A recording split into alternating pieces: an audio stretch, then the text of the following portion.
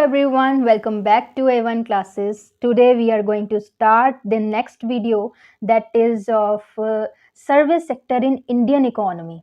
Previous video ਦੇ ਵਿੱਚ ਆਪਾਂ ਨੇ very short questions ਨੂੰ ਟੱਚ ਕੀਤਾ ਸੀਗਾ, ਉਹਨਾਂ ਨੂੰ ਐਕਸਪਲੇਨ ਕੀਤਾ ਸੀਗਾ।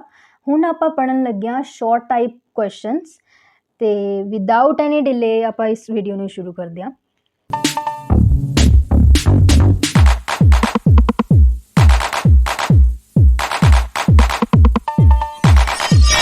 सब तो पहला क्वेश्चन है describe the type of economy on the basis of ownership के बेसिस ते अपन ने इकोनॉमी नू डिस्क्राइब करना है, वो टाइप नू डिस्क्राइब करना है। सब तो पहली गल है कि ओनरशिप के बेसिस ते इकोनॉमी नू आपां तीन तरीकियां च वंडदे हां, तीन टाइप्स देखदे हां इसदी।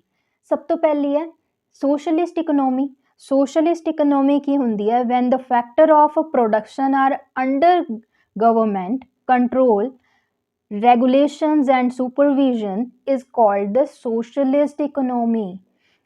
socialist ਦਾ ਮਤਲਬ ਕੀ ਹੈਗਾ? ਇਸ ਦਾ ਮਤਲਬ ਹੈਗਾ ਇਸ ਇਕਨੋਮੀ ਦੇ ਵਿੱਚ ਉਹ ਸਾਰੇ ਪ੍ਰੋਡਕਸ਼ਨ ਜੋ ਵੀ ਗਵਰਨਮੈਂਟ ਕੰਟਰੋਲ ਕਰਦੀ ਹੈ, ਸਾਰਾ ਕੁਝ ਉਹਦੇ rules and regulations the take care, supervision the take care government ਦੇ ਅੰਡਰ ਹੁੰਦਾ, ਉਹਨੂੰ ਆਪਾਂ ਸੋਸ਼ਲਿਸਟ ਇਕਨੋਮੀ ਦੇ ਅੰਡਰ ਦੇਖਦੇ ਹਾਂ। It's basic objective is social welfare or the justice। is the basic objective ਕੀ ਹੈਗਾ? social welfare ਹੈ ਤੇ justice ਹੈਗਾ। ਮਤਲਬ ਲੋਕਾਂ ਦੇ ਲਈ ਕੰਮ ਕਰਨਾ, ਲੋਕਾਂ ਦੇ ਲਈ ਸੋਚਣਾ, social welfare ਤੇ justice। all the economic decisions are taken by the governments। ਜਿੰਨੇ ਵੀ decisions ਲਿੱਤੇ ਜਾਂਦੇ ਨੇ ਇਸ ਇਕਨੋਮੀ ਦੇ ਅੰਡਰ, ਉਹ ਸਾਰੇ ਦੇ ਸਾਰੀ ਗਵਰਨਮੈਂਟ ਹੀ ਲੈਂਦੀ ਹੈ। next ਹੈ capitalist economy। capitalist economy when a factor of production are owned, operated and controlled by the private sector for the profit maximization is known as capitalist economy। ਇਸ economy ਦੇ ਵਿੱਚ difference ਇਹ ਹੈ ਕਿ ਇਹ ਜਿਹੜੇ ਵੀ ਪ੍ਰੋਡਕਸ਼ਨ ਦੇਖੇਗੀ ਉਹ ਇੱਕ ਉਸ ਨੂੰ ਪ੍ਰਾਈਵੇਟ ਸੈਕਟਰ ਵਾਲਾ ਬੰਦਾ ਹੀ ਆਪਰੇਟ ਕਰ ਰਿਹਾ ਹੋਏਗਾ, ਠੀਕ ਹੈ। ਉਹਨੂੰ ਆਪਾਂ ਕਹਿੰਦੇ ਆ capitalist economy। it refers to the privatization and capital accumulation in a few hands। ਇਸ ਦੇ ਵਿੱਚ ਆਪਾਂ ਦੇਖਦੇ ਹਾਂ ਕਿ ਇਸ ਨੂੰ ਪ੍ਰਾਈਵੇਟਾਈਜੇਸ਼ਨ ਵੀ ਬੋਲਦੇ ਹਾਂ, ਜਿਹਦੇ ਵਿੱਚ ਪ੍ਰਾਈਵੇਟ ਸੈਕਟਰ ਦਾ ਬੰਦਾ ਆ ਕੇ ਆਪਣਾ ਪ੍ਰੋਡਕਸ਼ਨ ਨੂੰ ਕੰਟਰੋਲ ਕਰ ਰਿਹਾ, ਉਹਨੂੰ ਰੂਲਸ ਐਂਡ ਰੈਗੂਲੇਸ਼ਨਸ ਵੀ ਉਹ ਦੇਖ ਰਿਹਾ, ਠੀਕ ਹੈ। ਪ੍ਰਾਈਵੇਟਾਈਜੇਸ਼ਨ ਦੀ ਐਗਜ਼ਾਮਪਲ ਹੋ ਗਈ। And the capital accumulation in the few hands। Next is mixed economy when the both public and the private sector operates at the same time in an economy, it is called mixed economy। mixed economy ਦਾ ਮਤਲਬ ਇਸ ਦੇ ਨਾਮ ਤੋਂ ਹੀ ਪਤਾ ਚੱਲ ਰਿਹਾ ਹੈ ਕਿ ਇਹਦੇ ਵਿੱਚ ਪਬਲਿਕ ਸੈਕਟਰ ਵੀ ਆਏਗਾ ਤੇ ਪ੍ਰਾਈਵੇਟ ਸੈਕਟਰ ਵਾਲਾ ਹੀ ਆਪਰੇਟ ਕਰਨ ਵਾਲਾ ਹੋਏਗਾ, ਠੀਕ ਹੈ। ਮਤਲਬ ਗਵਰਨਮੈਂਟ ਦੇ ਨਾਲ ਨਾਲ ਆਪਾਂ ਇੱਕ ਪ੍ਰਾਈਵੇਟ ਸੈਕਟਰ ਦਾ ਬੰਦਾ ਵੀ ਇਹਨੂੰ ਆਪਰੇਟ ਕਰ ਰਿਹਾ ਹੋਏਗਾ। It is a path in between the socialism and capitalism. ਇਹ ਦੋਨਾਂ ਦੇ ਵਿੱਚ ਦਾ ਇੱਕ ਪਾਥ ਵੀ ਹੈਗਾ।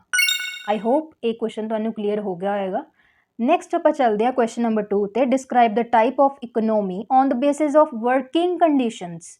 ਵਰਕਿੰਗ ਕੰਡੀਸ਼ਨਸ ਦੇ ਬੇਸਿਸ ਤੇ ਆਪਾਂ ਇਕਨੋਮੀ ਨੂੰ ਐਕਸਪਲੇਨ ਕਰਨਾ ਹੈ। ਬੱਚਿਓ ਧਿਆਨ ਰੱਖਣਾ, ਓਨਰਸ਼ਿਪ ਦੇ ਬੇਸਿਸ ਤੇ ਆਪਾਂ 3 ਕੈਟਾਗਰੀਜ਼ ਪੜ੍ਹੀਆਂ ਨੇ, ਬਟ ਵਰਕਿੰਗ ਕੰਡੀਸ਼ਨਸ ਦੇ ਬੇਸਿਸ ਤੇ ਆਪਾਂ ਇਕਨੋਮੀ ਦੀਆਂ 2 ਹੀ ਟਾਈਪਸ ਦੇਖਾਂਗੇ। ਉਹਨਾਂ ਦੇ ਵਿੱਚ ਕੀ ਆਉਂਦਾ? Organised sector and unorganised sector. Organised sector ਉਹ ਹੁੰਦਾ when the worker are working under the some predefined rules and regulations, it is organised sector economy. Organised sector ਦੇ ਵਿੱਚ ਕੀ ਹੁੰਦਾ ਹੈ? ਜਿਹਦੇ ਵਿੱਚ ਪੂਰਾ ਰੂਲਸ ਐਂਡ ਰੈਗੂਲੇਸ਼ਨਸ ਦਾ ਧਿਆਨ ਰੱਖਿਆ ਜਾਵੇ, ਇੱਕ ਪੂਰਾ ਵੈਲ ਆਰਗੇਨਾਈਜ਼ਡ ਸੈਕਟਰ ਮੇਨਟੇਨ ਕੀਤਾ ਪਿਆ ਹੋਵੇ, ਉਹਨੂੰ ਵੈਲ ਆਰਗੇਨਾਈਜ਼ਡ ਸੈਕਟਰ ਬੋਲ ਦਾਂਗੇ, ਹੈ ਨਾ। ਉਹ ਆਰਗੇਨਾਈਜ਼ਡ ਸੈਕਟਰ ਆਫ ਇਕਨੋਮੀ ਕਿਹਾ ਜਾਏਗਾ। The worker in such sector are protected and safe. ਇਸ ਸੈਕਟਰ ਦੇ ਵਰਕਰਸ ਬਹੁਤ ਹੀ ਪ੍ਰੋਟੈਕਟਿਡ ਹੁੰਦੇ ਨੇ ਅਤੇ ਸੇਫ ਹੁੰਦੇ ਨੇ। ਸੈਲਰੀਡ people in the government and the semi government bodies come under it। ਇਹਦੇ ਵਿੱਚ ਗਵਰਨਮੈਂਟ ਵਾਲੇ ਲੋਕ ਵੀ ਆएंगे ਤੇ ਸੈਮੀ ਗਵਰਨਮੈਂਟ ਬੋਡੀਜ਼ ਵੀ ਇਹਦੇ ਵਿੱਚ ਇਨਵੋਲਵ ਹੋਏਗੀਆਂ, ਠੀਕ ਹੈ। They are handsome salaries and allowance. ਇਸ ਦੇ ਵਿੱਚ ਬਹੁਤ ਅੱਛੀ ਸੈਲਰੀਜ਼ ਹੁੰਦੀਆਂ ਨੇ ਆਰਗੇਨਾਈਜ਼ ਸੈਕਟਰ ਦੇ ਵਿੱਚ ਤੇ ਬਹੁਤ ਹੀ ਪ੍ਰੋਟੈਕਟਿਡ ਤੇ ਸੇਫ ਮੰਨੀ ਜਾਂਦੀ ਹੈ। ਨੈਕਸਟ ਹੈ ਅਨਆਰਗੇਨਾਈਜ਼ਡ ਸੈਕਟਰ।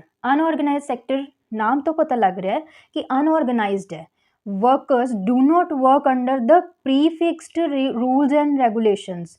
ਕੋਈ ਇਹਦੇ ਵਿੱਚ ਰੂਲਸ ਐਂਡ ਰੈਗੂਲੇਸ਼ਨਸ ਨਹੀਂ ਹੁੰਦੀਆਂ, ਕੋਈ ਪ੍ਰੀਫਿਕਸਡ ਤੁਹਾਨੂੰ ਕੁਝ ਵੀ ਨਹੀਂ ਦੱਸਣਗੇ ਇਹਦੇ ਵਿੱਚ ਕੀ ਕਰਨਾ ਹੈ ਕੀ ਨਹੀਂ ਕਰਨਾ, ਸਭ ਉਥਲ ਪੁਥਲ ਹੋਇਆ ਪਿਆ ਹੋਏਗਾ। But as per the whims ਵਿਸ਼ੇਸ ਐਂਡ ਵਿਲ ਆਫ ਐਮਪਲੋਇਰਸ। ਬਟ ਜੋ ਇਸ ਅਨਆਰਗੇਨਾਈਜ਼ ਸੈਕਟਰ ਦੇ ਵਿੱਚ ਵਰਕਰ ਕੰਮ ਕਰ ਰਹੇ ਨੇ ਐਜ਼ ਅ ਇੰਪਲੋਏ, ਉਸਦੀ ਮਰਜ਼ੀ ਦੇ ਨਾਲ ਹੀ ਇਹ ਸਭ ਕੁਝ ਚੱਲੇਗਾ, ਉਸਦੇ ਰੂਲਸ ਐਂਡ ਰੈਗੂਲੇਸ਼ਨਸ ਖੁਦ ਦੇ ਹੋਣਗੇ। ਠੀਕ ਹੈ। It is called unorganised sector economy. ਇਸੇ ਨੂੰ ਹੀ ਆਪਾਂ ਅਨਆਰਗੇਨਾਈਜ਼ਡ ਸੈਕਟਰ ਇਕਨੋਮੀ ਕਹਿ ਦਿੰਦੇ ਹਾਂ। ਦੇ ਡੂ ਨਾਟ ਗੈਟ ਆਲ ਦ ਅਲਾਉੈਂਸ। ਇਹ ਇਹਨਾਂ ਦੇ ਕੋਲ ਕੋਈ ਵੀ ਅਲਾਉੈਂਸ ਨਹੀਂ ਹੁੰਦੀ, ਇਹਨਾਂ ਨੂੰ ਕੁਝ ਵੀ ਅਲਾਉ ਨਹੀਂ ਕੀਤਾ ਜਾਂਦਾ। Social security benefits, pension, holidays as per the rules. ਇਹਨਾਂ ਨੂੰ ਰੂਲਸ ਦੇ ਅਕੋਰਡਿੰਗ ਨਾ ਹੀ ਕੋਈ ਹੌਲੀਡੇਜ਼ ਹੁੰਦੀਆਂ ਨੇ, ਨਾ ਹੀ ਪੈਨਸ਼ਨ ਹੁੰਦੀ ਹੈ ਕੋਈ ਵੀ, ਨਾ ਹੀ ਕੋਈ ਬੈਨੀਫਿਟਸ ਹੁੰਦੇ ਨੇ ਸਿਕਿਉਰਿਟੀ ਦੇ। ਮਤਲਬ ਅਨਆਰਗੇਨਾਈਜ਼ਡ ਸੈਕਟਰ ਦੇ ਵਿੱਚ ਹੋਰ ਕੀ ਐਕਸਪੈਕਟੇਸ਼ਨਸ ਹੋਏਗੀਆਂ।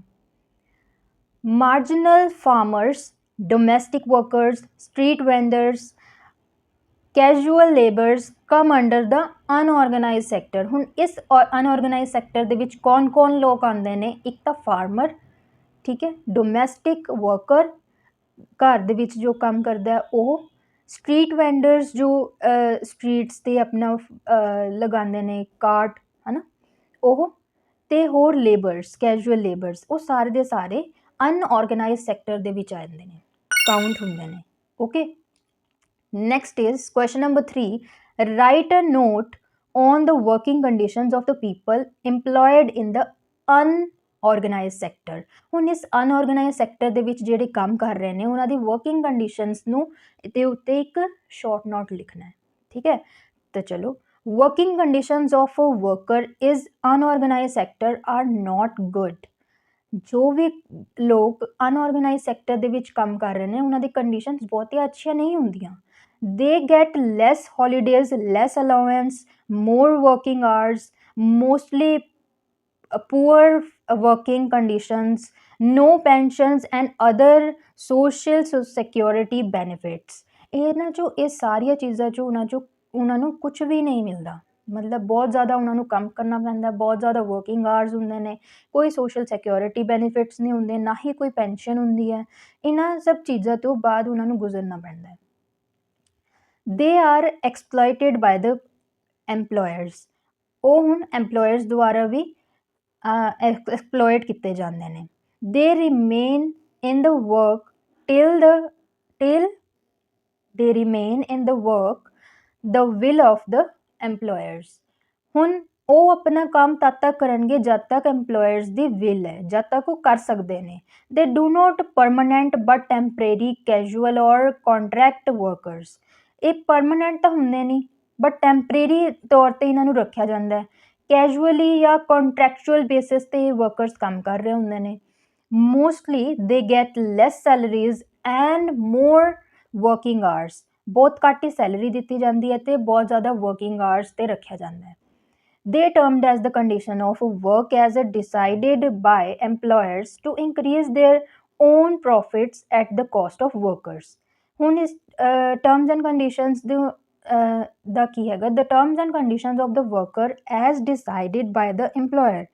ਜੋ ਵੀ ਟਰਮਸ ਐਂਡ ਕੰਡੀਸ਼ਨਸ ਡਿਸਾਈਡ ਕਰੇਗਾ ਉਹ ਖੁਦ ਇੰਪਲੋਇਰ ਹੀ ਕਰੇਗਾ to increase their own profits. ਆਪਣੇ ਪ੍ਰੋਫਿਟਸ ਨੂੰ ਖੁਦ ਇਨਕਰੀਜ਼ ਕਰਨ ਦੇ ਲਈ ਉਹ ਖੁਦ ਡਿਸਾਈਡ ਕਰੇਗਾ ਆਪਣੇ ਟਰਮਸ ਐਂਡ ਕੰਡੀਸ਼ਨਸ ਨੂੰ at the cost of workers.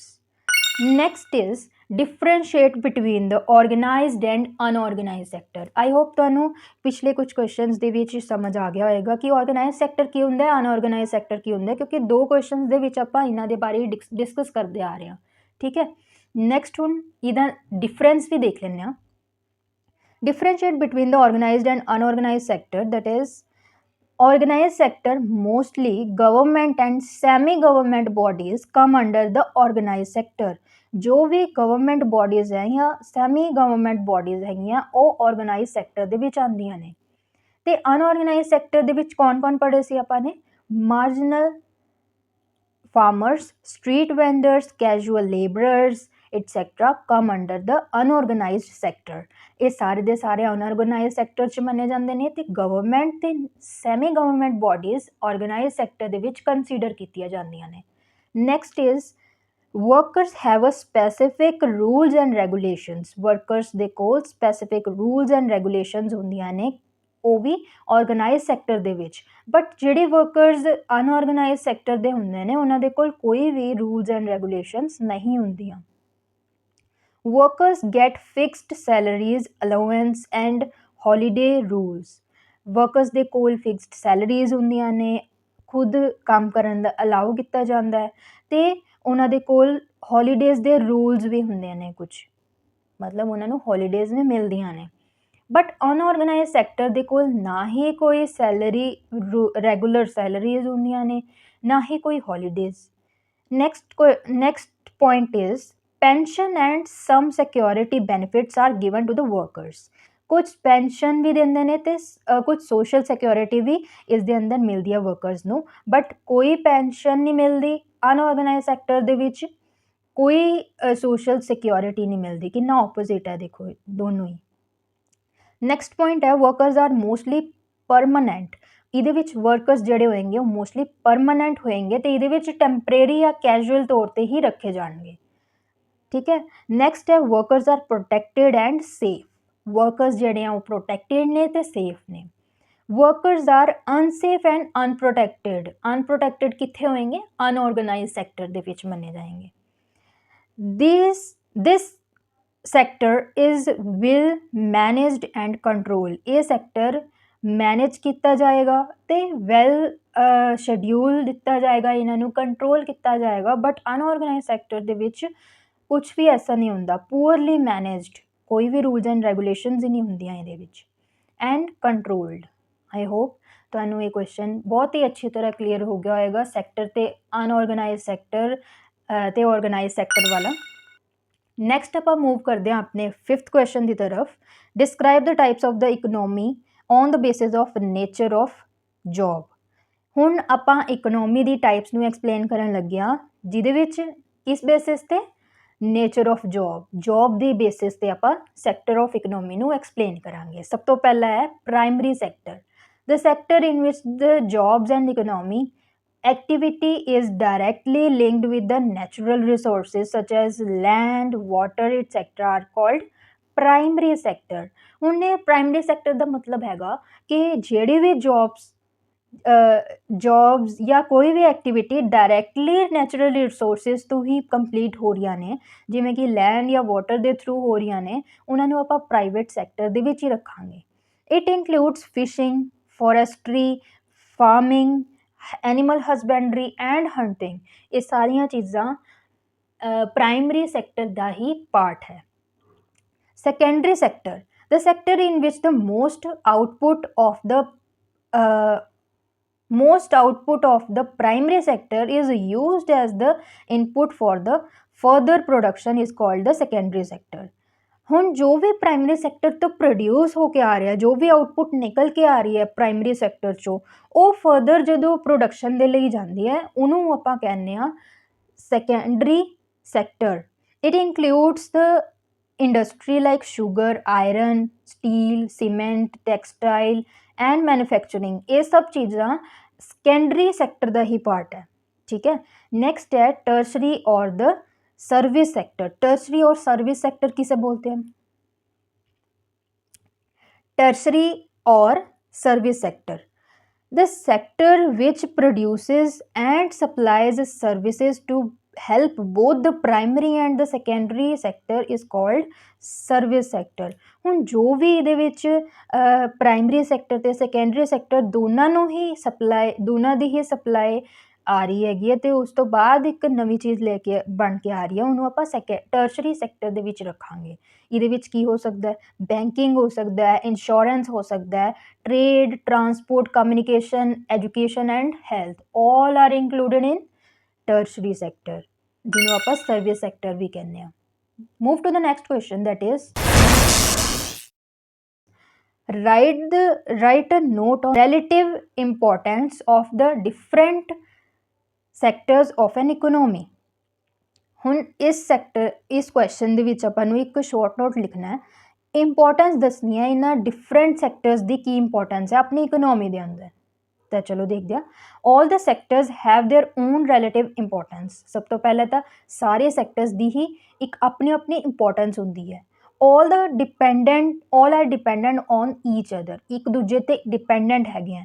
Primary sector give raw material, ਜਿਹੜਾ ਵੀ ਪ੍ਰਾਇਮਰੀ ਸੈਕਟਰ ਹੈਗਾ ਉਹ ਰॉ ਮਟੀਰੀਅਲ ਦਿੰਦਾ, raw material to the secondary sector. ਆਪਾਂ ਪਹਿਲਾਂ ਵੀ ਦੱਸਿਆ ਸੀਗਾ ਇਹਦੇ ਵਿੱਚ, ਜਿਹੜੇ ਵੀ ਪ੍ਰਾਇਮਰੀ ਸੈਕਟਰ ਤੋਂ ਰॉ ਮਟੀਰੀਅਲ ਆ ਰਿਹਾ ਉਹ ਸਾਰਾ ਦਾ ਸਾਰਾ ਜਦੋਂ ਸੈਕੰਡਰੀ ਸੈਕਟਰ ਦੇ ਵਿੱਚ ਆ ਰਿਹਾ ਤਾਂ ਉਹ ਸੈਕੰਡਰੀ ਸੈਕਟਰ ਦਾ ਪਾਰਟ ਹੋ ਜਾਂਦਾ। Similarly, the secondary sector provides the traders, tractors, fertilizers and the other machinery to the primary sector for the production। ਹੁਣ ਜੋ ਵੀ ਸੈਕੰਡਰੀ ਸੈਕਟਰ ਦੇ ਵਿੱਚੋਂ ਪ੍ਰੋਵਾਈਡ ਕੀਤਾ ਜਾ ਰਿਹਾ ਜਿਵੇਂ ਟਰੈਕਟਰਸ, ਫਰਟੀਲਾਈਜ਼ਰਸ ਵਗੈਰਾ ਜਾਂ ਹੋਰ machinery to the primary sector for the production, ਉਹ ਪ੍ਰੋਡਕਸ਼ਨ ਦੇ ਲਈ ਸਾਰਾ ਕੁਝ ਕਿੱਥੋਂ ਜਾ ਰਿਹਾ? ਸੈਕੰਡਰੀ ਸੈਕਟਰ ਤੋਂ ਜਾ ਰਿਹਾ। Both the primary and the secondary sector take help from service sector. ਦੋਨੋਂ ਦੇ ਦੋਨੋਂ ਜਦੋਂ ਪ੍ਰਾਇਮਰੀ ਸੈਕਟਰ ਵੀ ਅਤੇ ਸੈਕੰਡਰੀ ਸੈਕਟਰ ਵੀ ਦੋਨੋਂ ਜਦੋਂ ਹੈਲਪ ਲੈਂਦੇ ਨੇ ਟਰਸ਼ਰੀ ਸੈਕਟਰ ਉਹਨੂੰ ਕਹਿੰਦੇ ਹਾਂ ਆਪਾਂ, ਠੀਕ ਹੈ। Both primary and the secondary sector takes help from the service sector to increase the production and productivity in terms of transport, bank, communication, education, trade and health। Similarly, the service sector also takes wheat। ਹੁਣ service sector ਮਤਲਬ tertiary sector ਔਰ ਕੀ ਲੈਂਦਾ? wheat, rice, pulses and other food production from the primary sector। ਇਹ ਸਾਰਾ tertiary sector primary sector ਤੋਂ ਇਹ ਚੀਜ਼ਾਂ ਲੈਂਦਾ on the one hand and the different machines, tools, equipment from the secondary। ਹੁਣ ਇਹਨਾਂ ਨੇ ਇੱਕ ਐਗਜ਼ਾਮਪਲ ਦਿੱਤੀ ਹੈ ਕਿ ਦੋਨੋਂ ਦੇ ਦੋਨੋਂ ਪ੍ਰਾਇਮਰੀ ਵੀ ਅਤੇ ਸੈਕੰਡਰੀ ਵੀ ਦੋਨੋਂ ਇੱਕ ਦੂਜੇ ਨੂੰ ਕਿਵੇਂ ਉਹ ਕਰਦੇ ਨੇ, ਕਿਵੇਂ ਇੱਕ ਦੂਜੇ ਨੂੰ ਸਪੋਰਟ ਕਰਦੇ ਨੇ। ਇੱਕ ਐਗਜ਼ਾਮਪਲ ਦਿੱਤੀ ਹੈ, ਕਹਿੰਦੇ ਕਿ ਪ੍ਰਾਇਮਰੀ ਜਿਹੜਾ ਹੈਗਾ ਪ੍ਰਾਇਮਰੀ ਸੈਕਟਰ ਦੇ ਵਿੱਚ ਪ੍ਰਾਇਮਰੀ ਸੈਕਟਰ ਤੋਂ ਤਾਂ ਉਹ ਵੀਟ, ਰਾਈਸ, ਮੇਜ਼, ਪਲਸਿਸ ਅਤੇ ਫੂਡ ਪ੍ਰੋਡਕਸ਼ਨ ਲੈਂਦਾ ਅਤੇ ਦੂਜੀ ਸਾਈਡ 'ਤੇ ਜਦੋਂ ਸੈਕੰਡਰੀ ਸੈਕਟਰ ਹੈਗਾ ਉਹ ਇਹ ਸਾਰੀਆਂ ਚੀਜ਼ਾਂ ਮਸ਼ੀਨ, ਡਿਫਰੈਂਟ ਟੂਲਸ, ਇਕੁਇਪਮੈਂਟਸ, ਇਹ ਸਾਰੀਆਂ ਚੀਜ਼ਾਂ ਲੈਂਦਾ ਤਾਂ ਉਹ ਟਰਸ਼ਰੀ ਸੈਕਟਰ ਨੂੰ ਪ੍ਰੋਵਾਈਡ ਕਰਦਾ ਸੈਕੰਡਰੀ ਸੈਕਟਰ। ਤਾਂ ਇਹ ਦੋਨੋਂ ਹੀ ਉਹਦੇ ਵਿੱਚ ਆ ਗਏ ਨਾ, ਪ੍ਰਾਇਮਰੀ ਅਤੇ ਸੈਕੰਡਰੀ ਟਰਸ਼ਰੀ ਸੈਕਟਰ ਦੇ ਵਿੱਚ ਆ ਗਏ। Hence all the sectors have their own relative importance. ਹੁਣ ਇਹਨਾਂ ਦੀ ਖੁਦ ਦੀ ਆਪਣੀ ਇੱਕ ਰਿਲੇਟਿਵ ਇੰਪੋਰਟੈਂਸ ਹੈਗੀ ਹੈ।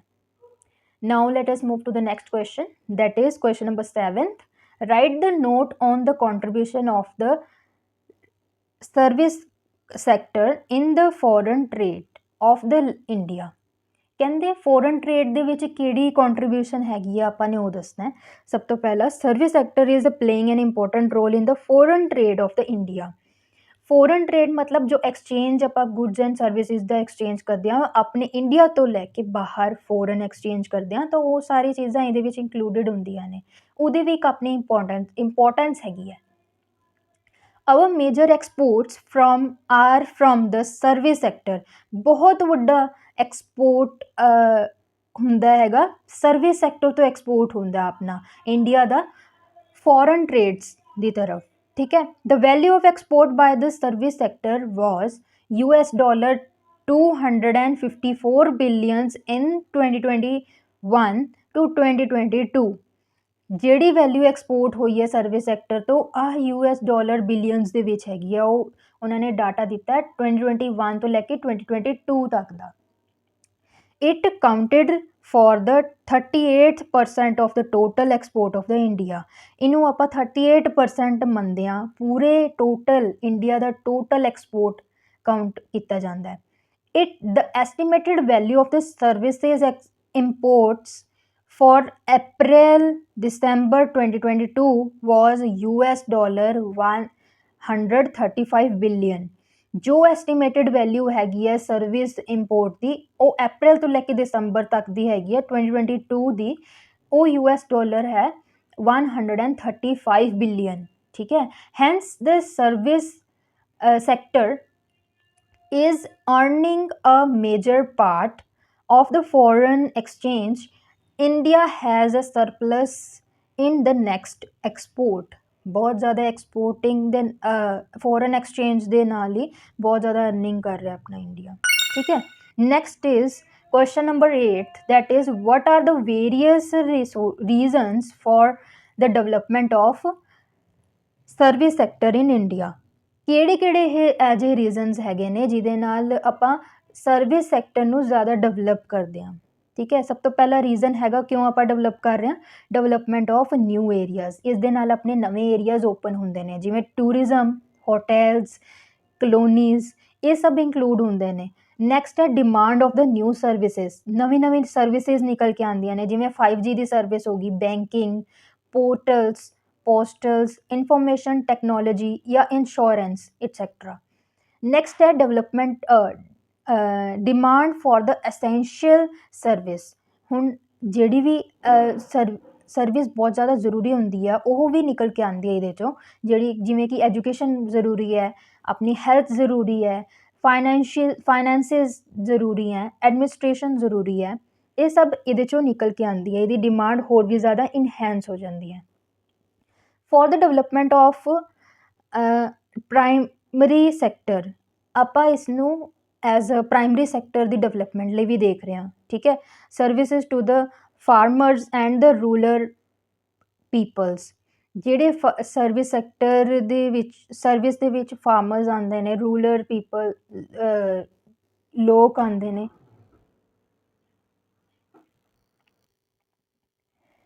credits to the government aligned activities।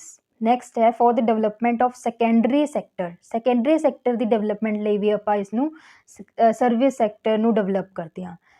ਉਹ ਕਿਸ ਚੀਜ਼ਾਂ ਲਈ, transportation facilities, financial services, insurance services to employees, interest services, ਇਹ ਸਾਰੀਆਂ ਚੀਜ਼ਾਂ ਲਈ ਆਪਾਂ ਡਿਵੈਲਪ ਕਰਦੇ ਹਾਂ।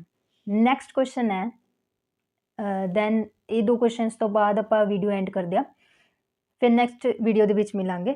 ਕੁਐਸਚਨ ਨੰਬਰ 9 ਹੈ what is the need of the government investment in the field of education. Education the field ਦੇ ਵਿੱਚ ਗਵਰਨਮੈਂਟ ਇਨਵੈਸਟ ਕਿਵੇਂ ਕਰ ਰਹੀ ਹੈ, ਕਿਉਂ ਉਸਦੀ ਨੀਡ ਹੈਗੀ ਹੈ, ਉਹ ਉਸ ਦੇ ਬਾਰੇ ਪੁੱਛਿਆ। Education is the social service in the India ਦੇ ਵਿੱਚ ਸੋਸ਼ਲ ਸਰਵਿਸ ਦੀ ਤਰ੍ਹਾਂ ਦੇਖਿਆ ਜਾਂਦਾ ਹੈ ਐਜੂਕੇਸ਼ਨ ਨੂੰ। we need more public investment in the education to enhance the literacy, to remove the gender biases, to remove the poverty and equality। ਦੇਖੋ ਸਭ ਤੋਂ ਪਹਿਲਾਂ ਤਾਂ ਬਹੁਤ ਜ਼ਿਆਦਾ ਜ਼ਰੂਰੀ ਹੈਗਾ ਹੈ ਪਬਲਿਕ ਇਨਵੈਸਟਮੈਂਟ ਦੇ ਲਈ, ਕਿ ਤਾਂ ਕਿ ਆਪਣੇ ਇੰਡੀਆ ਦੇ ਵਿੱਚ ਇਹ ਲਿਟਰੇਸੀ ਰੇਟ ਵੱਧ ਸਕੇ, ਮਤਲਬ ਪੜ੍ਹੇ ਲਿਖੇ ਲੋਕਾਂ ਦਾ ਨੰਬਰ ਵੱਧ ਸਕੇ। ਟੂ ਰਿਮੂਵ ਦ ਜੈਂਡਰ ਬਾਇਸਿਸ, ਆਪਾਂ ਲੋਕਾਂ ਦੇ ਵਿੱਚ ਭੇਦਭਾਵ ਕਰਨਾ ਜਾਂ ਜੈਂਡਰ ਨੂੰ ਲੈ ਕੇ, ਮੇਲ ਜਾਂ ਫੀਮੇਲ ਨੂੰ ਲੈ ਕੇ ਕੋਈ ਭੇਦਭਾਵ ਨਾ ਕਰੀਏ, ਤਾਂ ਵੀ ਇਸ ਦੀ ਬਹੁਤ ਜ਼ਰੂਰਤ ਹੈ। ਟੂ ਰਿਮੂਵ ਦ ਪੋਵਰਟੀ ਦਾ ਮਤਲਬ ਹੈ ਗਰੀਬੀ ਨੂੰ ਦੂਰ ਕਰਨਾ ਅਤੇ ਇਨਇਕੁਐਲਿਟੀ ਨੂੰ ਦੂਰ ਕਰਨਾ। Education spread is specially needed in hilly, rural and desert and remote areas in the India। Education ਨੂੰ ਬਹੁਤ ਹੀ ਵਧੀਆ ਤਰੀਕੇ ਨਾਲ ਹਿਲੀ ਏਰੀਆਜ਼ ਦੇ ਵਿੱਚ ਆਪਾਂ ਨੂੰ ਸਪਰੈਡ ਕਰਨ ਦੀ ਜ਼ਰੂਰਤ ਹੈ, ਐਜੂਕੇਸ਼ਨ ਨੂੰ ਫੈਲਾਉਣ ਦੀ ਜ਼ਰੂਰਤ ਹੈ। ਰੂਰਲ ਏਰੀਆਜ਼ 'ਚ ਅੱਛੀ ਤਰ੍ਹਾਂ ਪਹੁੰਚੇ, ਡੈਜ਼ਰਟ ਏਰੀਆਜ਼ ਦੇ ਵਿੱਚ ਇੰਡੀਆ ਦੇ ਪਹੁੰਚੇ, ਅਤੇ it will rise the social economic status of the women along with the control on the population। ਇਹ ਆਪਣੀ ਸੋਸ਼ਲ ਇਕਨੋਮਿਕ ਸਟੇਟਸ ਨੂੰ ਵੀ ਵਧਾਉਂਦਾ ਹੈ, ਵੂਮੈਨ ਦੇ ਸੋਸ਼ਲ ਇਕਨੋਮਿਕ ਸਟੇਟਸ ਨੂੰ ਵੀ ਵਧਾਉਂਦਾ ਹੈ with the control on the population ਜਦੋਂ ਆਪਾਂ ਕੰਟਰੋਲ ਦੇ ਵਿੱਚ ਰੱਖਾਂਗੇ। ਠੀਕ ਹੈ, as the education facilities under the private sector are very costly and urban centric. Education ਦੀ ਜਿਹੜੀ ਫੈਸਿਲਿਟੀਜ਼ ਹੈਗੀਆਂ ਉਹ ਪ੍ਰਾਈਵੇਟ ਸੈਕਟਰ ਦੇ ਵਿੱਚ ਬਹੁਤ ਕੋਸਟਲੀ ਪੈਂਦੀਆਂ ਨੇ। ਜਦੋਂ ਵੀ ਆਪਾਂ ਪ੍ਰਾਈਵੇਟ ਸਕੂਲਸ ਦੀ ਗੱਲ ਕਰੀਏ ਬਹੁਤ ਕੋਸਟਲੀ ਪੈਂਦੀਆਂ ਨੇ ਅਤੇ ਅਰਬਨ ਸੈਂਟਰਿਕ ਨੇ, ਰੂਰਲ ਸੈਂਟਰਿਕ ਹੈਗੇ ਹੀ ਨਹੀਂ। So we need to public investment in education. ਇਸ ਲਈ ਵੀ ਆਪਾਂ ਨੂੰ ਐਜੂਕੇਸ਼ਨ ਦੇ ਵਿੱਚ ਇਨਵੈਸਟਮੈਂਟ ਦੀ ਬਹੁਤ ਜ਼ਰੂਰਤ ਹੈ। Government is spending much less than requirement in the education. ਜਿੰਨਾ ਗਵਰਨਮੈਂਟ ਕਰ ਸਕਦੀ ਹੈ ਉਸ ਤੋਂ ਕਈ ਗੁਣਾ ਘੱਟ ਕਰ ਰਹੀ ਹੈ ਇਨਵੈਸਟਮੈਂਟ ਐਜੂਕੇਸ਼ਨ ਫੀਲਡ ਦੇ ਵਿੱਚ। ਠੀਕ ਹੈ। Next is what is the need of the government investment in the field of health facility। health facility ਦੇ ਵਿੱਚ ਗਵਰਨਮੈਂਟ ਕਿਵੇਂ ਇਨਵੈਸਟ ਕਰ ਰਹੀ ਹੈ, ਇਸ ਦੀ ਨੀਡ ਕਿਉਂ ਹੈਗੀ ਹੈ, ਇਸ ਕੁਐਸਚਨ ਦੇ ਵਿੱਚ ਡਿਸਕਸ ਕਰਾਂਗੇ।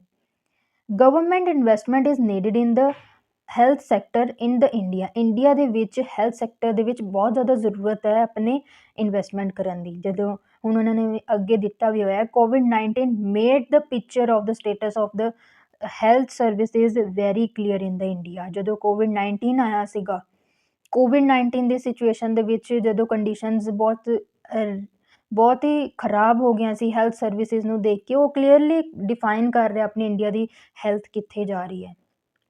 Government expenditure in the health services is much less than the required. ਜਿੰਨੀ ਜ਼ਿਆਦਾ ਜ਼ਰੂਰਤ ਹੈਗੀ ਹੈ ਓਨਾ ਹੀ ਗਵਰਨਮੈਂਟ ਆਪਣੇ ਐਕਸਪੈਂਡੀਚਰ ਨੂੰ ਵਧਾ ਨਹੀਂ ਰਹੀ, ਆਪਣੇ ਖਰਚਾ ਹੈਲਥ ਸੈਕਟਰ ਦੇ ਵਿੱਚ ਨਹੀਂ ਪਾ ਰਹੀ।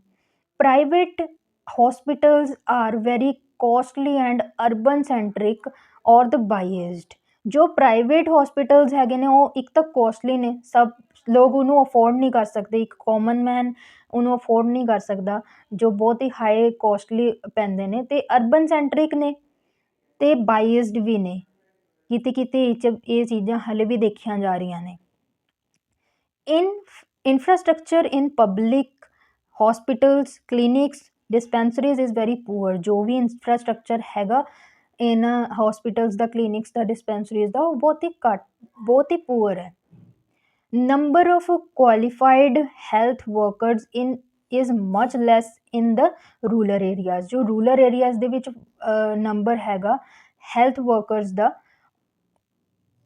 Number of qualified health workers is much less. Health workers ਜਿਹੜੇ ਕੁਆਲੀਫਾਈਡ ਹੈਗੇ ਨੇ ਉਹਨਾਂ ਦਾ ਨੰਬਰ ਬਹੁਤ ਘੱਟ ਹੈ, ਰੂਰਲ ਏਰੀਆਜ਼ ਦੇ ਵਿੱਚ ਬਹੁਤ ਘੱਟ ਹੈ। In 2019 there was only one doctor per 1456 patients in the India। 2019 ਦੇ ਵਿੱਚ ਐਸੀ ਕੰਡੀਸ਼ਨ ਆ ਗਈ ਸੀਗੀ ਕਿ ਸਿਰਫ ਇੱਕੋ ਹੀ ਡਾਕਟਰ ਸੀਗਾ ਅਤੇ ਹਜ਼ਾਰਾਂ ਦੇ ਵਿੱਚ ਪੇਸ਼ੈਂਟ ਸੀਗੇ ਇੰਡੀਆ ਦੇ ਵਿੱਚ। ਠੀਕ ਹੈ। Government need to invest in the health sector to increase the health facility to remove the chronic diseases, to reduce the gender bias, regional bias। ਤਾਂ ਇਸੀ ਦੇ ਨਾਲ ਹੀ ਆਪਣੇ ਇਸ ਵੀਡੀਓ ਦੀ ਐਂਡ ਕਰਦੇ ਹਾਂ। ਇਹਦੇ ਵਿੱਚ ਉਹਨਾਂ ਨੇ ਕਿਹਾ ਹੈ ਕਿ ਗਵਰਨਮੈਂਟ ਨੂੰ ਜ਼ਰੂਰਤ ਹੈ ਆਪਣੀ ਕੁਝ ਇਨਵੈਸਟਮੈਂਟ ਕਰਨ ਹੈਲਥ ਸੈਕਟਰ ਦੇ ਵਿੱਚ, ਤਾਂ ਕਿ ਆਪਾਂ ਹੈਲਥ ਨੂੰ ਵਧਾ ਸਕੀਏ, ਹੈਲਥ ਫੈਸਿਲਿਟੀ ਨੂੰ ਵਧਾ ਸਕੀਏ, ਕਰੋਨਿਕ ਡਿਜ਼ੀਜ਼ਸ ਨੂੰ ਖਤਮ ਕਰ ਸਕੀਏ ਅਤੇ ਜੈਂਡਰ ਬਾਇਸ ਨੂੰ ਰਿਮੂਵ ਕਰ ਸਕੀਏ। ਆਈ ਹੋਪ ਤੁਹਾਨੂੰ ਇਸ ਵੀਡੀਓ ਦੇ ਸਾਰੇ ਕੁਐਸਚਨਸ ਕਲੀਅਰ ਹੋ ਗਏ ਹੋਣਗੇ। ਅਗਰ ਕੋਈ ਡਾਊਟ ਬਚਦਾ ਹੈ ਤਾਂ ਤੁਸੀਂ ਮੈਨੂੰ ਕਮੈਂਟ ਸੈਕਸ਼ਨ ਦੇ ਵਿੱਚ ਜ਼ਰੂਰ ਲਿਖ ਕੇ ਭੇਜਣਾ, ਅਤੇ ਮਿਲਦੇ ਹਾਂ ਆਪਣੀ ਨੈਕਸਟ ਵੀਡੀਓ ਦੇ ਵਿੱਚ। Till then take care, bye bye.